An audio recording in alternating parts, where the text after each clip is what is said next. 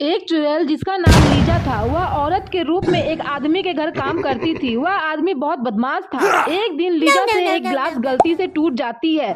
वह आदमी लीजा के पास आता है और उसे बहुत डांटता है। लीजा को गुस्सा आता है और वह अपने चुड़ैल के रूप में आदमी के सामने आ जाती है। आदमी चुड़ैल को अपने सामने देखकर हक्का बक्का रह जाता है। फिर लीजा चुड़ैल उस आदमी को बहुत परेशान करती है। इससे यही सीख मिलती है कि घर पर काम करने वाली को भी सम्मान देना चाहिए, नहीं तो वह गुस्से से चुड़ैल बन सकती है।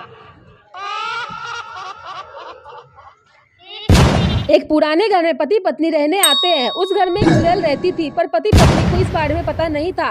एक बार पति अपनी पत्नी को चाय बनाने बोलता है। पत्नी बोलती है, रुको, थोड़ी देर बाद चाय देती हूँ। पति गुस्सा हो जाता है। थोड़ी देर बाद पत्नी चाय बनाने जा ही रही थी, तभी अचानक उसके सामने चुड़ैल आ जाती है।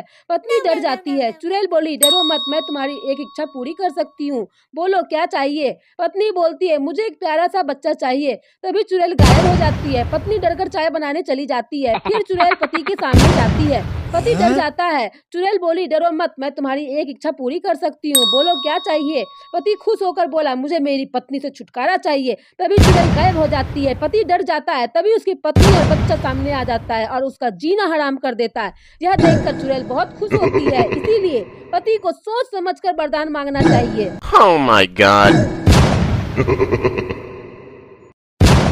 एक आदमी अपने घर में चैन की नींद सो रहा था और आधी रात में उसके बाजू वाले कमरे से उसके बच्चे के चिल्लाने की आवाज आती है। वो उसके कमरे में जाकर देखता है तो उसकी बेटी बोलती है, पापा, मेरे बेड के नीचे कोई भूत है। तो उसके पापा बोलते हैं, बेटा, भूत भूत कुछ नहीं होता, यह सब मन का भ्रम होता है। पापा फिर भी बेटी की तसल्ली के लिए बेड के नीचे देख लेते हैं और वो क्या पाते हैं कि बेड के नीचे भी उनकी बेटी थी और वो बोलती है, पापा, मेरे बेड के ऊपर कोई है।